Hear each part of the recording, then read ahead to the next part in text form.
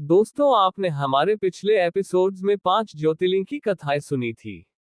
आज हम भीमाशंकर ज्योतिर्लिंग की कथा सुनेंगे। भीमाशंकर ज्योतिर्लिंग शिव जी का प्रसिद्ध मंदिर है। यह महाराष्ट्र के पुणे से 110 किलोमीटर दूर पर्वत पर स्थित है। यह मंदिर मोटेश्वर महादेव के नाम से भी विख्यात है क्योंकि इस मंदिर में स्थित ज्योतिर्लिंग काफी बड़ा और मोटा है। ये ज्योतिर्लिंग शिव जी के 12 ज्योतिर्लिंगों में से छठा ज्योतिर्लिंग माना गया है। इन 12 जगहों पर भगवान शिव स्वयं प्रकट हुए हैं। यहाँ सावन के महीने में भारी संख्या में भक्तों की भीड़ लगती है। मंदिर के समीप एक नदी बहती है जिसका नाम भीमा नदी कहा जाता है। यह नदी कृष्णा नदी में जाकर मिली है। इस मंदिर का शिवलिंग काफी मोटा और बड़ा है की वजह से इसे मोटेश्वर महादेव के नाम से भी जाना जाता है। जिस स्थान पर भीमा नाम के राक्षस का भगवान शिव ने वध किया था वह स्थान देवताओं के लिए भी पूजनीय बन गया और सभी देवताओं मिलकर भगवान शिव से प्रार्थना करने लगे कि भगवान उस स्थान पर शिवलिंग के रूप में विराजमान हो। भगवान शिव ने सभी देवताओं की प्रार्थना मानकर उसी स्थान पर शिवलिंग के रूप में प्रकट हुए, तभी से इस स्थान को भीमाशंकर नाम से जाना जाता है। भीमाशंकर मंदिर भारत का ऐतिहासिक एवं पवित्र मंदिर है। मराठा साम्राज्य छत्रपति शिवाजी ने भीमाशंकर मंदिर बनवाया था। भीमाशंकर मंदिर के दर्शन करने वाले सभी भक्तों के लिए शिवाजी महाराज ने कई प्रकार की सुविधा उपलब्ध कराई है। मराठा पेशवाओं के राजनेता फडणवीस ने 18वीं शताब्दी में भीमाशंकर मंदिर के शिखर का पुनर्निर्माण करवाया था। शिव पुराण के अनुसार भीमा नाम का राक्षस अपनी माता के साथ अकेला जंगल में रहता था। जब वह बड़ा हुआ तब उसने अपनी माता से पूछा कि उसके पिता कौन और कहाँ है। तब उसकी माता करकटी ने बताया कि तुम्हारे पिता का नाम महाबली कुंभकर्ण है जिसका वध श्री राम ने किया। कुंभकर्ण के मृत्यु के बाद करकटी ने दोबारा विराध नामक राक्षस से विवाह किया और विराध नामक राक्षस का वध भी भगवान श्री राम ने किया। इसके बाद उसकी माता करकटी अपने माता पिता के साथ रहने लगी। उसके माता पिता ने अगस्त्य मुनि के एक शिष्य को अपना आहार बनाना चाहा तो अगस्त्य मुनि ने उन्हें वही भस्म कर दिया। उनकी मृत्यु के बाद वह भीमा को लेकर जंगल में रहने लगी। जब भीमा को अपने माता द्वारा अपने पिता और परिवार जनों के मृत्यु का कारण पता चला तब वह बहुत क्रोधित हुआ और फिर उसने श्री राम का वध करने का निश्चय किया और ब्रह्मा जी की 1000 वर्षों तक कठोर तपस्या की।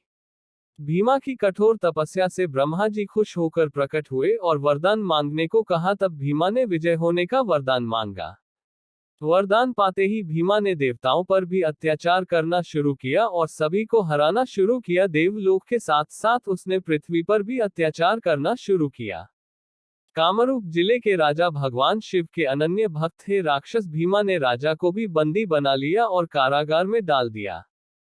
कामरूप के राजा को शिवलिंग की पूजा करते देख राक्षस भीम क्रोधित हुआ और तलवार से राजा के बनाए शिवलिंग को तोड़ने का प्रयास किया। ऐसा करने पर शिवलिंग से स्वयं भगवान शिव प्रकट हुए। उसके बाद राक्षस भीम और भगवान शिव के बीच भयानक युद्ध हुआ जिसमें राक्षस भीम की मृत्यु हुई। फिर सभी देवताओं भगवान शिव से प्रार्थना करने लगे कि भगवान शिव उसी स्थान पर हमेशा के लिए शिवलिंग के रूप में विराजमान हो। भगवान शिव आग्रह स्वीकार करके उसी स्थान पर शिवलिंग के रूप में विराजमान हुए। इस शिवलिंग की स्थापना देवता गण ने पूजा अर्चना और जलाभिषेक द्वारा की थी। इस स्थान पर भीमा से युद्ध करने की वजह से इस ज्योतिर्लिंग का नाम भीमाशंकर ज्योतिर्लिंग नाम पड़ा। शिव पुराण के अनुसार सूर्योदय के बाद जो भी यहाँ सच्ची श्रद्धा से पूजा अर्चना करता है उसे उसके सभी पापों से मुक्ति मिलती है। सावन के महीने में इस स्थान पर भक्तों की भारी संख्या में भीड़ लगती है। इस मंदिर के बगल में एक नदी है जिसे भीमा नदी कहते हैं। ऐसा माना जाता है कि राक्षस भीम और भगवान शिव की लड़ाई के बाद भगवान शिव के शरीर से निकले पसीने के एक बूंद से भीमा नदी का निर्माण हुआ है। यहाँ पहाड़ियों के आसपास में जंगली वनस्पतियां एवं प्राणियों की दुर्लभ प्रजातियां पाई जाती हैं। इस मंदिर के पास ही एक कमलजा मंदिर भी है जो कि बहुत ही प्रसिद्ध मंदिर माना गया है क्योंकि कमलजा माता पार्वती का अवतार है। यहाँ पर गुप्त, भीमाशंकर, हनुमानशील, साक्षी विनायक आदि प्रसिद्ध स्थल देखने को मिलेंगे।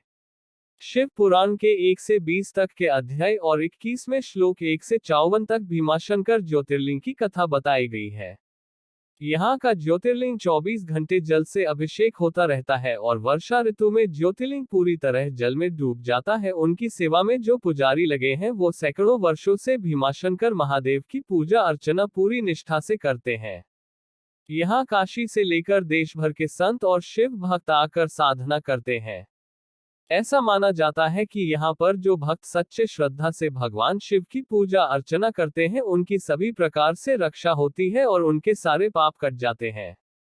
तो दोस्तों, ये थी भीमाशंकर ज्योतिर्लिंग कथा। आपको कैसी लगी ये आप कमेंट करके जरूर बताएं। धन्यवाद।